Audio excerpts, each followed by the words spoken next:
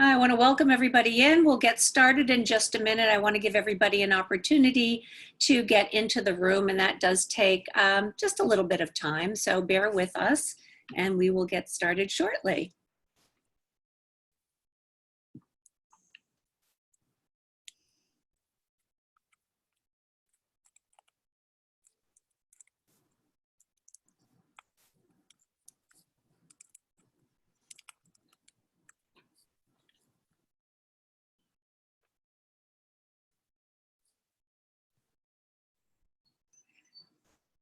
We still have people coming in, but I am going to begin. I want to welcome everybody to this installation of webinars for busy lawyers. We have been doing this a little bit more frequently than once a month, and we've had quite a bit of participation. So I want to welcome you back. I'm very delighted today to be able to introduce Laura O'Brien. I'm going to tell you more about her in a minute. In the event that this is your first time coming to visit us at Webinars for Busy Lawyers, these are 20 to 30-minute programs, so pretty short, not demanding a lot of your time. And what's so wonderful is you'll walk away with practical tips, things that you can put into play right after this program, which has made these programs really, really popular. So let me introduce Laura O'Brien to you. I'm so delighted that she's here with us today. She is the co-owner of MyVirtual.Lawyer, an online law firm model providing flat fee and subscription-based limited scope services to self-represented litigants, individuals, and small businesses. After Laura and founder Brooke Moore, who we've also had on our program, I just want to say, who's wonderful as well, after they established and grew the MVL brand in Arkansas, they co-founded MVL Licensing, an LLC providing attorneys in other jurisdictions the opportunity to leverage the MVL brand, systems, and processes to implement limited scope virtual components in their own firms. Laura also worked at Thomson Reuters, Westlaw, for 12 years and comes to her law practice with vendor perspective and inside legal technology experience. So we're really, really lucky to have this expertise here today. In addition to MVL, Laura co-founded and serves as the Vice President of Q Law Arkansas, an LGBTQ+ bar association. She is currently a volunteer member on the Futures Initiative, I'm there too, and Client Development and Marketing Committee for the Law Practice Division of the American Bar Association, another terrific resource. In 2019, Laura was named an American Bar Association Women in Legal Tech honoree, very, very well deserved. She is also a nationally recognized speaker on topics related to legal technology, limited scope representation, virtual lawyering, alternative fees, vendor negotiation, and attorney wellness. Before I turn it over to Laura, which I'm going to do in just a minute, I want to let everybody know that we're going to use the chat box for questions. So as soon as you've got a question, just put it right into that chat box. At the end of Laura's presentation, I'm going to share all of the questions with her. She will have plenty of time, as much time as needed, to answer all of your questions. So please do not hesitate to write them in. And without further ado, I'm going to turn it over to Laura. Thank you so much. I appreciate the opportunity to come and speak to you all from my living room.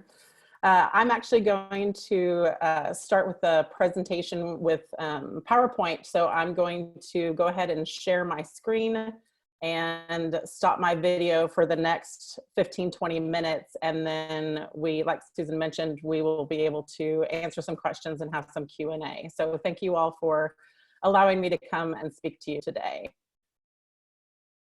Just give me 1 second to get my screen shared and we will get up and running.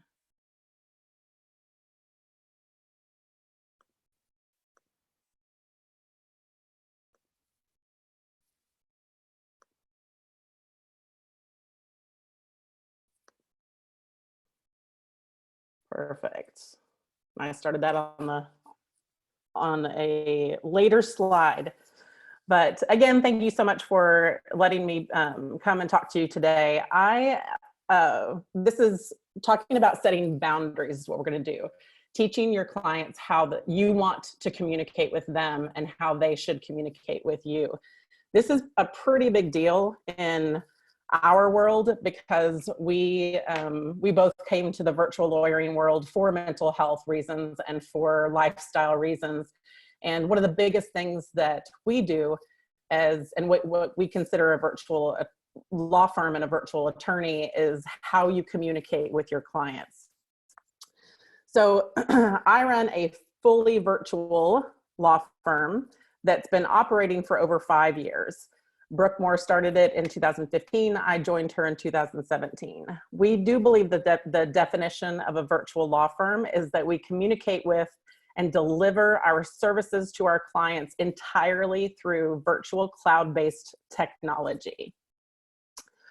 One of our mottos at MyVirtual.Lawyer is that we meet our clients where they are, not where we want them to be. That may sound a little bit contradictory to what I'm going to talk about today, but it fits within the point of, whoops, I've got it set to where it's advancing. I didn't want it to do that, but we'll see if I have some technical difficulties here. I know Susan mentioned that I talk about legal tech, but sometimes things just happen. So got to roll with the punches and pivot when you have to. So even though we tell our clients how to communicate with us, and even though we want to meet them where they are as opposed to where we want them to be, we still need to have better lives and better control over our days and over how we communicate with our attorneys. So that's pretty much what we're going to talk about here today. My partner, Brooke Moore, started our law firm because traditional practice no longer suited her lifestyle. She had 3 young children. Her husband was possibly going to be moved with his military career to a different state. And so she did a lot of research and decided that starting a virtual practice was going to be the best fit for her lifestyle and for her mental health. So, and I joined her in 2017 after traditional practice no longer suited mine. I moved back to Arkansas in 2016 after a more than slight breakdown from pressures that I felt surrounding me from pretty much every side and a fairly large health crisis. When I quit my job with Thomson Reuters, I was living in Chicago and thought I was going to have this, great time where I could discover myself and what I wanted to do. And instead I ended up getting sick and diagnosed with an immune disease that pretty much sidelined me. So I moved back to Arkansas because this is home. And I had in my infinite wisdom, basically, and desire to continue my work with my passion of anti-violence against women causes, I decided to found a family law firm centered around domestic violence clients. If you have ever practiced family law, but add in the twist of DV, and I was miserable within 6 months. I was still dealing with the onset of multiple sclerosis symptoms and things like that. And I apologize, it's auto advancing, so we'll see if I can control that. If not, we'll just kind of go with the flow. So within 6 months, I knew that this wasn't going to work for me. I luckily met Brooke Moore, and joining MVL helped me take control of my life and manage my own expectations as well as the expectations of my clients. So let's talk about using technology. That's going to happen. We're just going to deal with it. So talking about using technology, specifically client portals, that helps you set boundaries and expectations and improve your daily workflow. If you have a cloud-based practice management software like Clio or Practice Panther or something along those lines, you probably already have and are paying for the most important tool in your back pocket, the client portal. Today, we're going to have a few takeaways that we're going to talk about with the client portal specifically.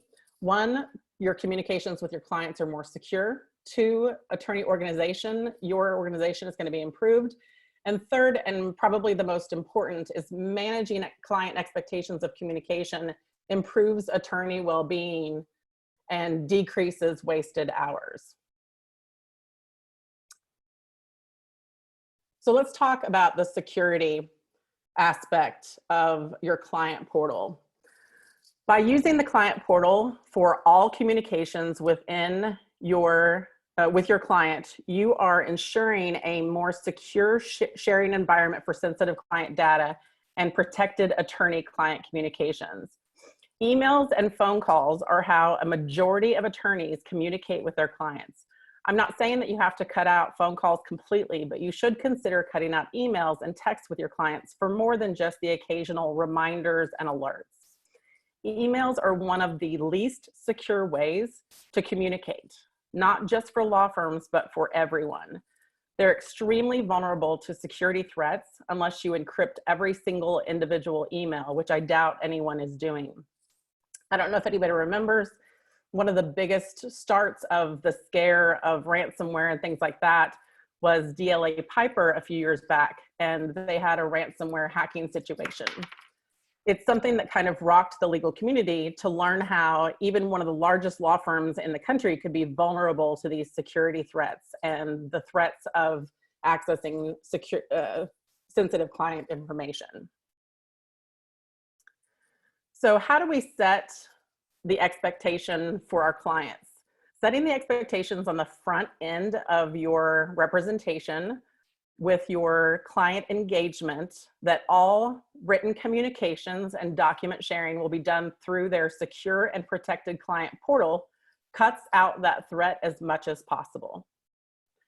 When looking at your portal software, whether it's a separate platform or one that is embedded in your practice management software, one of the biggest things to look for is if it's HIPAA compliant. If it's HIPAA compliant, then it's pretty darn secure. So that's something to be looking forward to, and I'm happy to answer more questions about that after I'm done talking to you instead of with you. So let's talk about attorney organization being improved. For those of us who have been practicing for a while, and even those of us who haven't, we've all seen this particular scenario in an attorney's office. When I started practicing in 2002, there were many attorneys in my office who were almost proud of not having a computer. They had a secretary and a dictaphone, and that's all they needed. I worked with one attorney who had his secretary print out emails. He would dictate a response, and she would then transcribe back in the reply to the email and send it off. Despite that being extremely inefficient, it also created massive amounts of paper trails and different requirements for organization. Even though that's no longer the norm, there are still many attorneys who store paper or electronic files for separate types of communication: emails, litigation pleadings, discovery, phone calls, transcripts, things like that. When you force the communication to be 100% inside the client portal, you have everything searchable and clickable within seconds instead of hunting for things in massive amounts of folders, either in paper, email, hard drive, or other formats. This is an example of a client portal in our practice management system, which is Practice Panther. You'll notice that it's me. I made up some stuff, so I'm not actually sharing any client information. But you can have your messages in one place. So think about your messages as your emails. That's where you guys can communicate, ask questions, answer questions, anything that you would do in email, you can do in your messages portal. You can share documents. The nice thing about for Practice Panther specifically, using the files folder instead of using the messages to share documents, is that whenever you update or revise a document, you can upload it here and it replaces the version as opposed to adding to the confusion of having a version 1 and a version 2 that the client then has to figure out.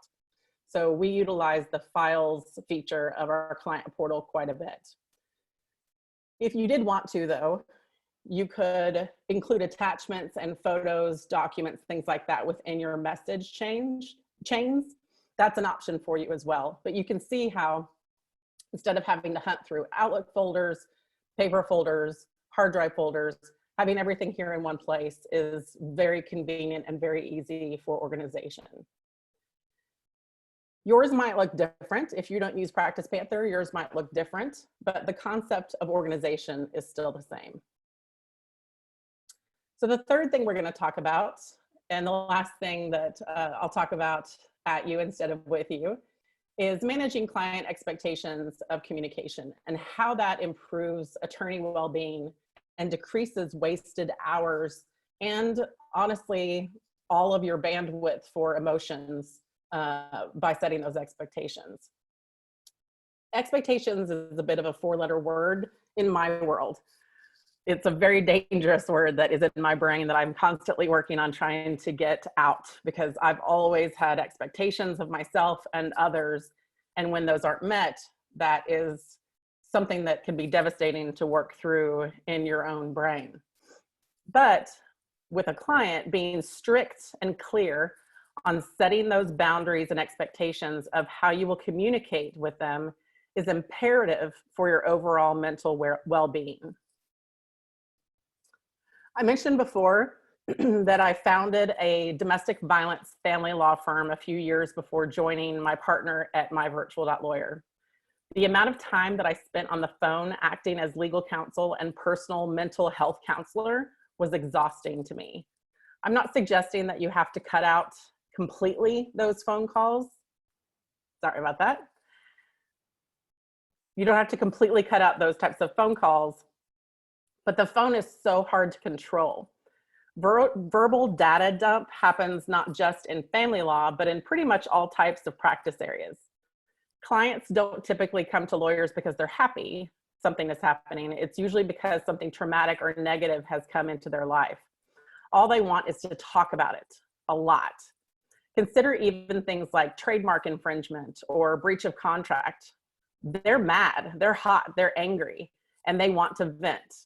Even if you bill by the hour and you're collecting money for this is an amazing mental drain on your capacities that oftentimes we attorneys carry on ourselves for hours or days after. Setting the expectation up front, having language in your engagement agreement are all imperative to change your client's idea of how to communicate with you. Their attorney that they've hired to solve a problem, not their personal counselor.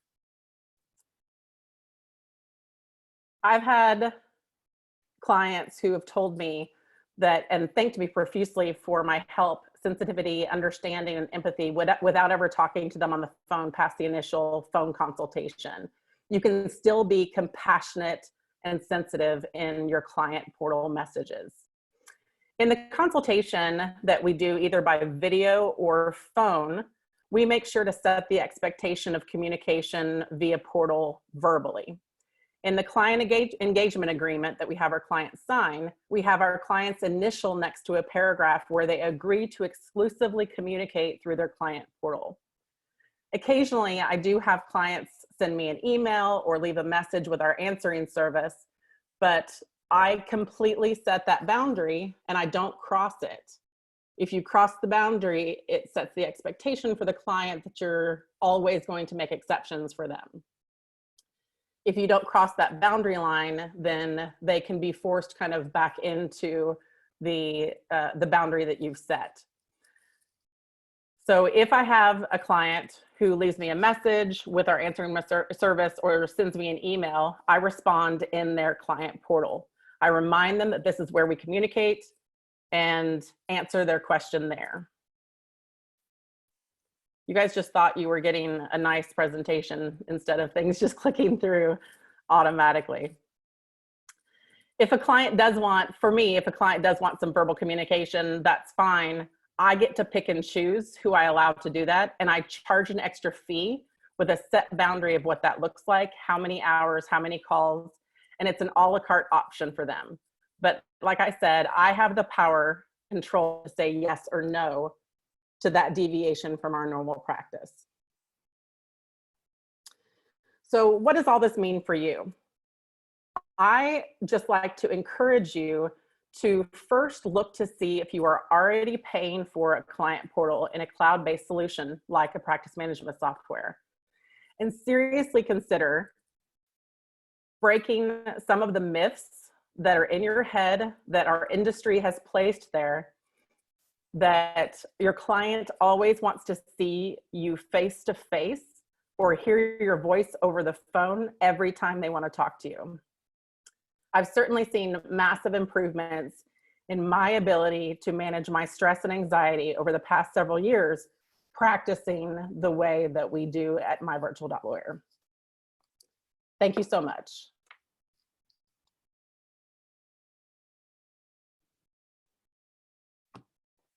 Laura, thank you. This was fantastic. There we go. We're coming back. I want to encourage everybody, write your questions into the chat box. And before I start with a few questions that I have, I just want to let everybody know. So, if you're sitting and you're listening and you're saying, you know what, I don't want to pay for a law practice management software, and that's the hesitancy you have. The Social Law Library in Boston has as a member benefit Zola Suite, which is very nice practice management software. So I just want to put it out there, and there really isn't any software that we would ever recommend that didn't come with the client portal.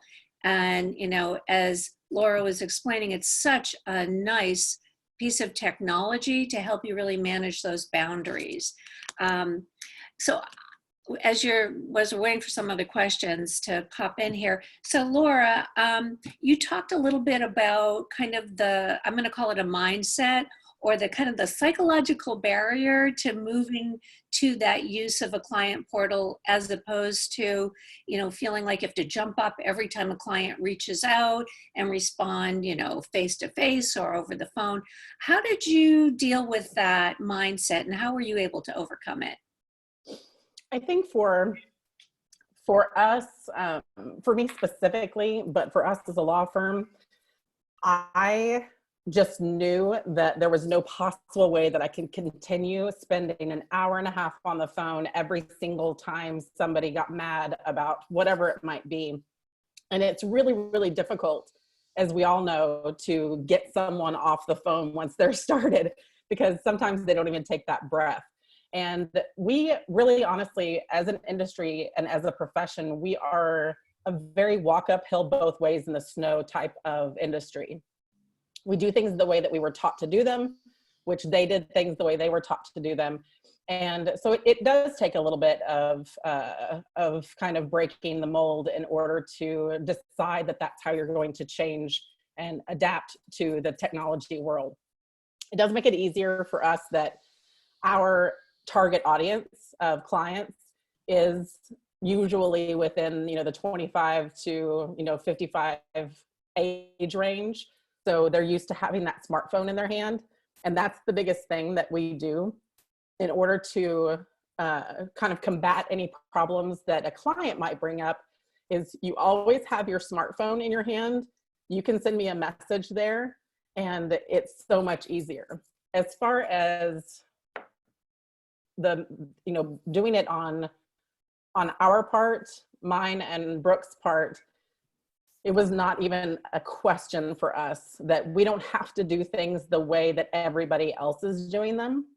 I think that does take a little bit of that mindset shift. And, for I don't know what the demographic of the attorneys are that are on the video here today. It does take a little bit of an entrepreneurial mindset. I can set my own rules mindset. I don't have to do things the way that everybody told me to do them. I don't think I graduated from law school a tremendously long time ago, but it was 18 years ago. And that's, it's fascinating to me now, thinking that there were attorneys who refused to have a computer in their office. I mean, I had a laptop in law school. That's just so crazy to me. But I really do think it just kind of takes that, maybe you have one bad call, or you can maybe remember, like, write down all of the times that you were annoyed by a client communication, look at those together, and then say, hey, maybe I can force them to talk to me in a different way. And that'll save a lot of mental sanity on my part. Let's switch a little bit and talk about the software and hardware piece. So we have got a question about the client portal and whether it goes through to your smartphone or only to your computer. I think that's going to depend on what you are paying for. Most of the practice management softwares have an app that can be downloaded both for the attorney and for the client. So we use Practice Panther. There's no hardware involved with the cloud-based solution. It's all software, cloud-based software. And there is, when we engage with the client, we set them up in Practice Panther in our system. We've had Clio before, we've tried out a lot of different things. We always feel like if you get complacent with technology, then you're getting passed by. But right now we're using Practice Panther. We set them up, we give them access to their client portal, which they then have to go and create their own secure login. Now they can continuously only do that on the internet if they want to, but there is an app that I can download, which has my entire Practice Panther in there, including the client portal, messaging, and file sharing. But they can also my clients can also download that app, and then they would have access only to what I've given them permission for, which is their messaging and their documents. Does that answer the question? I think so. So I have a couple of questions. Here's one that comes from one of our listeners. When you initiate communication to the client, how does the client know that you've sent them a message? It's actually, this is one of those things that I wish it weren't this way, but all of the client portals that I'm aware of send them an email saying that they have a message in their portal.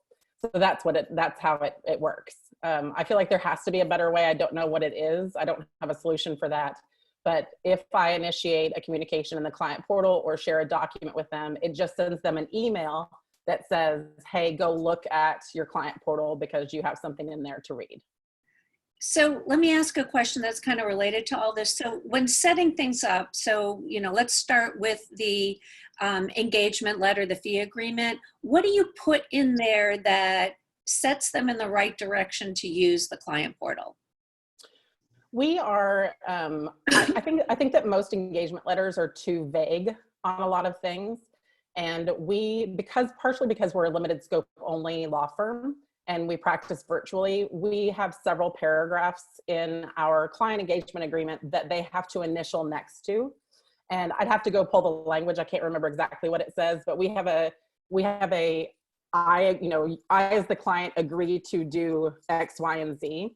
And one of those paragraphs in there is to have all communications, messaging, document sharing, that kind of thing through their secure client portal.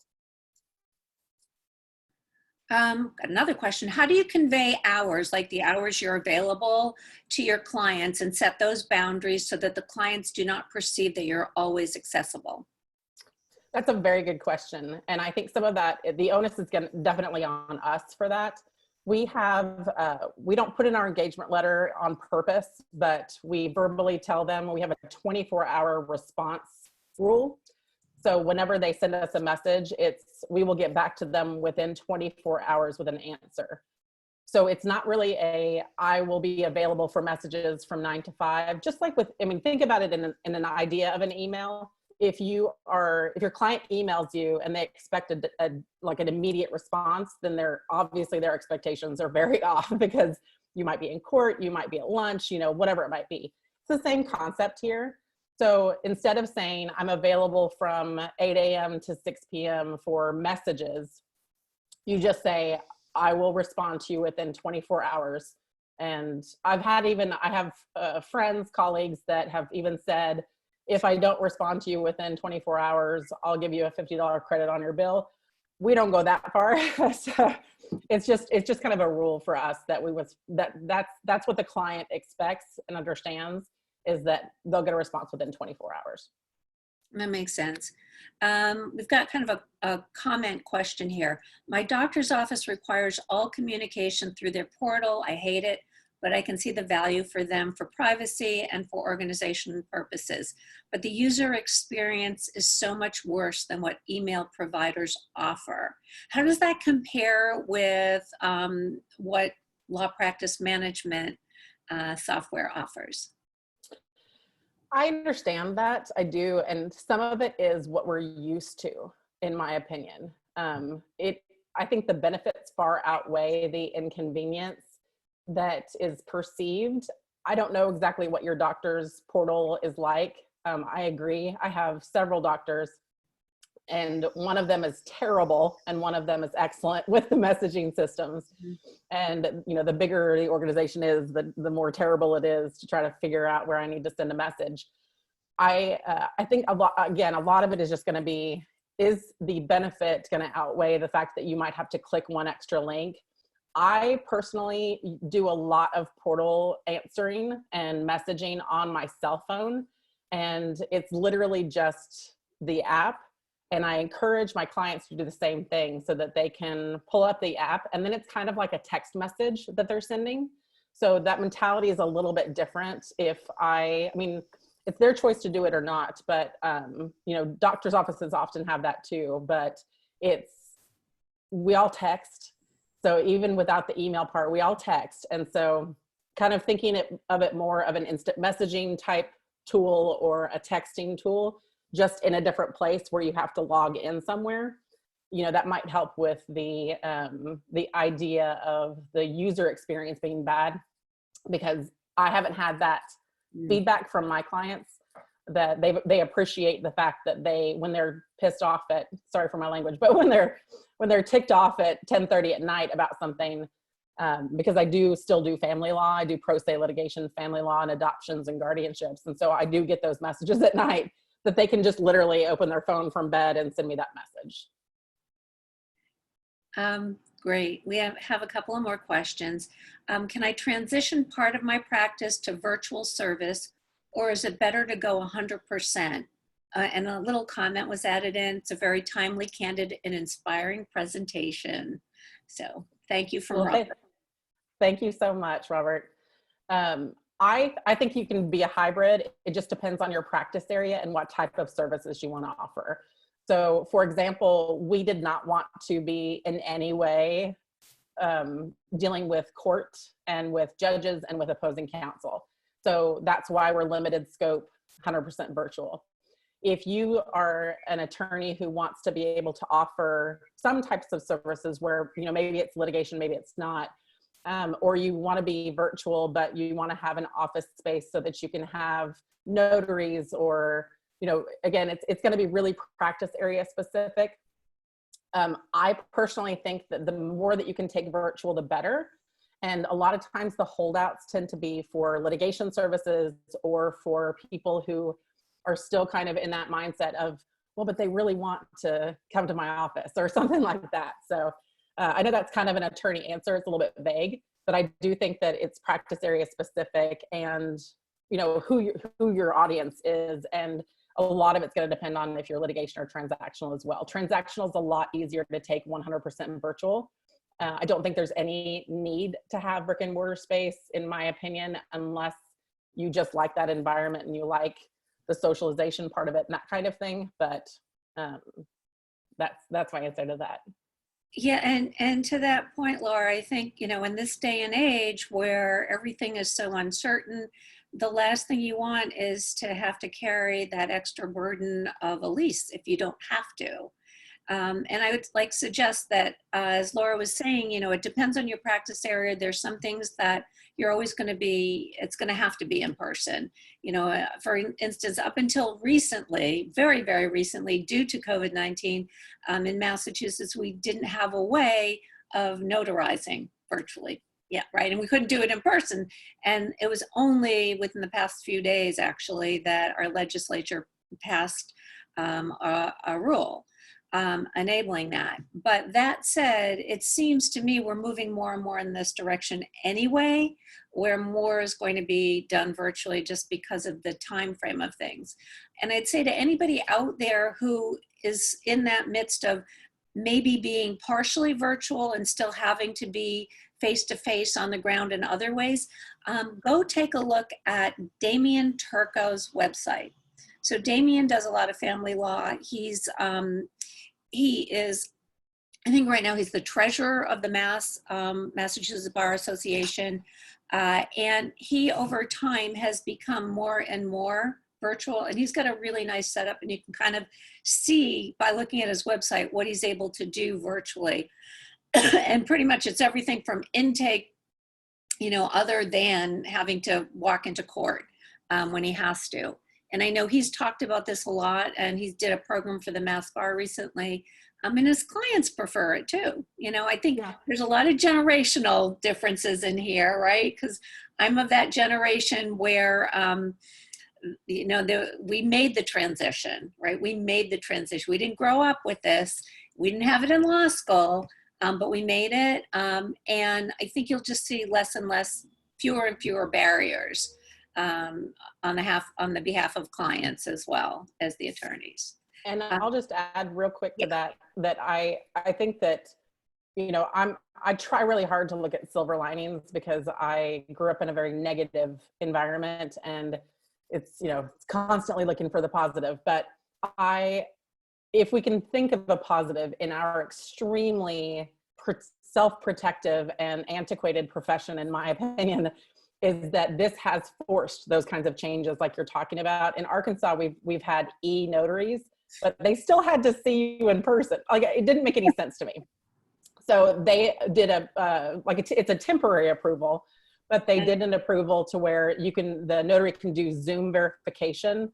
So, you know, like you can email them the document, do a Zoom call where they, you know, show you the ID, that kind of stuff. I don't know that that's gonna be permanent, but that's one of the silver linings, I think, is that we're forcing tech in a faster way than this ever would have happened otherwise in the judiciary. Yeah, absolutely. We have several more questions. So there's a question that I think kind of confuses the different practice management programs out there, the software. So Clio, Practice Panther, and Zola Suite are three different law practice management products. They're all cloud-based, they're all software, but they're all different. And the question was, do you use all of them at your firm? I'm sure you don't, but you know, you try out, you can always try these out. Every single one of them has a 30-day period where you should try it out and see what you like. The user interface, they vary, and that's what happens. People have a need for different aspects, and so they tend to choose a product that meets their needs best. These are all great products. You just have to try out, you know, what you'd prefer. And then related to that, somebody just asked me to say another word about Zola through social law. So social law in Massachusetts, if you want, just email me, Susan at MassLowMap, and I'm going to give you all that information that you could possibly want. But what it is right now, it is a free member benefit. So if you join Social Law, and I'm sorry that I don't know what the annual fee is, but I'm fairly certain it's like under $500 a year. And I think it varies. It might be less if you're outside like the 128 perimeter. And with that, plus a one-time, I think it's $25 setup, you get Zola Suite for free. And it's for you, and I want to say one or two other lawyers in your office and maybe another support person. It's like a really good deal. Like, I don't know how long this is going to take, but it's like an amazing, amazing deal. And it is your account. It is not limited functionality. You're probably thinking like Rocket Matter. They now are having, during this period, they have this product called Rocket Matter Essentials. And it is a light version, so it doesn't have all of the functionality, but they're offering it for free. And I believe, but don't quote me on this, I believe that even after we've resolved this, all the problems related to the pandemic, I think if you bill through, I want to say it's LexCharge, if you bill $500 a month, then that Rocket Matter Essential continues to be free. Okay, sorry. Thanks for clarifying, but this person wanted clarity of your program, Laura, and what you are using. Sure. So we use Practice Panther as our main software of practice management. The reason that we switched to Practice Panther about 2 years ago is because we are 100% virtual, And that includes, we try to be as efficient as possible. And one of those things is that we like to automate documents that are repetitive. So like a complaint for divorce is a complaint for divorce, you know, and a power of attorney is a power of attorney is a power of attorney. So Practice Panther, unlike Clio and some of the other tools, has intake and automation all inside of the software. We used to have to pay for third-party services to do the intake and then map it into Clio and that kind of stuff. It might have changed since they bought Lexicata and they've done the Clio Grow now. I looked at Clio Grow when it first happened, but we're happy enough. I mean, it's definitely not built for us, but it works for us right now. So Practice Panther is what we use for the client portal, the automation. So all of our intakes are then mapped into fields that then are inside our Word documents that then I can click a button and it's all automated, automatically generated within the document for me. We also use Client Rock is our other big software that we use. And that is our booking tool for clients to schedule a consultation with us. And he is pushing out a brand new website, either like this week or next week or something like that. I've been working with Brian Marble is the founder of that. Been working with him for a while on customizing for an actual practicing attorney and someone like me who's virtual, that he's added a client portal and he's added expense capabilities so that you can actually collect your fees and stuff inside of there. But Client Rock has cut down on the time it takes me to do the intake for engagement purposes, like dramatically, because it's got the electronic fee agreement that it's already what I pay for that is already built in. They have HelloSign already included, that kind of thing. So the two big things software-wise, I would say that we use are Practice Panther and Client Rock are the two big things. And we have another question. Being completely virtual, how do you establish credibility, especially if you're just starting out? That's a very good question. And it is, social media is a long-term game, but it is how we have people who tell us, they think that they know us because we do weekly lives, we do regular videos. If anyone's interested in seeing kind of what we do with our weekly lives, we do an Arkansas consumer live on Tuesdays at 11:30 Central Time Zone. We also do an attorney live where we, talk to you guys about things that we find important at noon Central Time Zone on Tuesdays.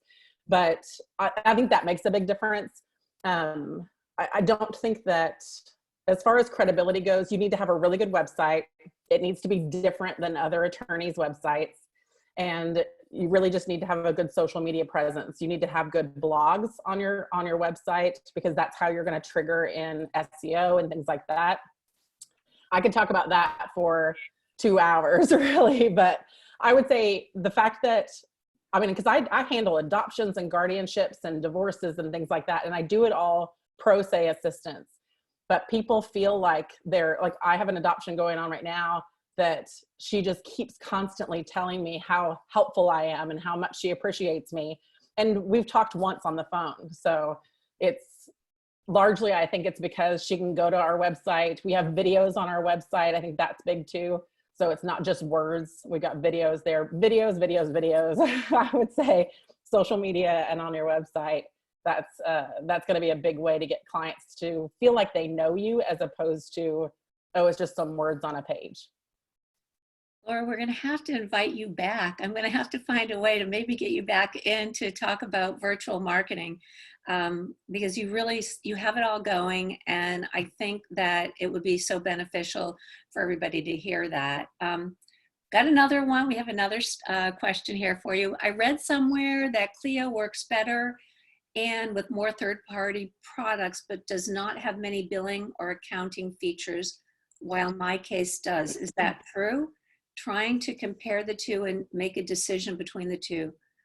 So if my office does not use a separate accounting software, it seems that my case would be more helpful. I don't have a good answer to that. My partner used my case before I started with her. I've never worked with it. With Clio, I think these are things that unfortunately I can't answer the specifics of that. I would say that Clio does integrate with more third-party solutions, but that's the reason that we switched to Practice Panther, is because Practice Panther had what we wanted inside of the software itself, as opposed to having to integrate out. We use QuickBooks for our accounting stuff, and I think Practice Panther, I know, integrates with it. I would have thought that Clio did too, but I think those are. I'm not sure quite how to answer that question, just because I don't know the ins and outs of those other programs. I'll just add a little bit. So pretty much any product that we would ever recommend would integrate with third-party products for billing and accounting. There are a few products like Zola Suite and Cosmolex that have built in to it the accounting piece and even the banking integration piece. So depending on what you're actually looking for, right? If you're looking for the integration with QuickBooks, you're not going to have a problem, except that it might not work as smoothly as you want. That's some of the complaints we've gotten. If you're looking for a product that has it all built in, it's basically Cosmolex and Zola Suite. And I know at some point Practice Panther had been talking about integrating more, but I'm not aware if they are able to go to that level of one product that has built into it the accounting and the integration. But all of these products will send out bills. All of these products will create invoices for you. They can send out the bills. That's not, at all a problem. So it's not the billing piece. It's usually on the other end, kind of the collecting, the accounting, the banking piece. Hope that helps. If not, just, reach out to, I'll help. I'll get you more information. That does it. We have kept you longer than, well, you've been so gracious, but we have kept you longer. Thank you so much. This was a phenomenal program. And like I said, I'm gonna do my best to get you back in and talk about the virtual marketing piece, because I think that'll be fantastic. Yeah, oh, good. Oh, I'd love to come. Good. I want to also tell everybody that we're going to have another presentation next week. It's kind of special. I fit it in because it is on how to maintain a thriving practice in times of crisis. Elise Holman will be the presenter. It'll be next Wednesday at noon right here. I also want to remind you, this is Lawyer Wellbeing Week. And as you may or may not know, the SJC's Committee on Lawyer Wellbeing, in conjunction with the Mass Bar, and also, we're kind of assisting over at LOMAP LCL. We have programs at 2 o'clock. It's a little coffee talk. I'm delivering the program today at 2 p.m. on career well-being and intellectual well-being. So I hope you will join us. If you need the link to that, it's on our website, but just feel free to email me and I will get it to you. It's susan@masslomap.org. Laura's information will be on her materials. We'll get the recording of this program up as soon as we can, along with a PDF of her slides, which she's either already provided or I'm sure we'll do that.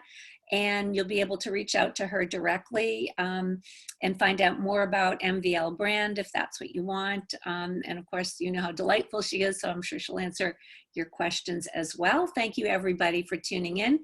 Have a fabulous afternoon and I look forward to seeing you next week. Thanks.